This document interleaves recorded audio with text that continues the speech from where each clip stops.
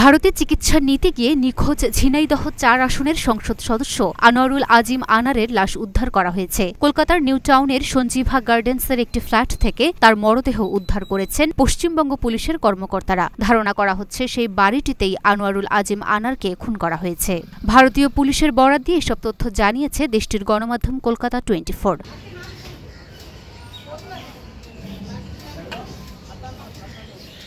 ভারতীয় পুলিশ কর্মকর্তারা জানিয়েছেন, সিসিটিভি ফুটেজ অনুযায়ী নিউ টাউনের সঞ্জীভা গার্ডেন্সের যে ফ্ল্যাট থেকে আনোয়ারুল আজিম আনারের মরদেহ উদ্ধার করা হয়েছে সেটি পুলিশ ঘিরে রেখেছে। সেখানে কাউকে ঢুকতে দেওয়া হচ্ছে না। পুলিশের সূত্র জানায়, সিসিটিভি ফুটেজে এমপি আনারের মৃত্যুর আগে ওই ফ্ল্যাটে ৩ জনকে ঢুকতে দেখা গেছে। এদের মধ্যে একজন নারী, তবে ওই ৩ জনকে সেখান থেকে আর বের হতে দেখা যায়নি। কলকাতা 24 জানিয়েছে, নিউ টাউনে যে বাড়িতে এমপি আনার গিয়েছিলেন সেটি একজন এক্সাইজ অফিসারের। ভাড়া নেওয়া বাড়িতে খুন করা হয়েছে এমপি আনারকে। খুনের দিন এই বাড়িতে নারীসহ একাধিক লোকজন ছিলেন বলে ধারণা পুলিশের, কিন্তু আনারের রহস্যজনক মৃত্যুর পর তারা সবাই ভারত থেকে পালিয়ে গেছে বলেও ধারণা করা হচ্ছে।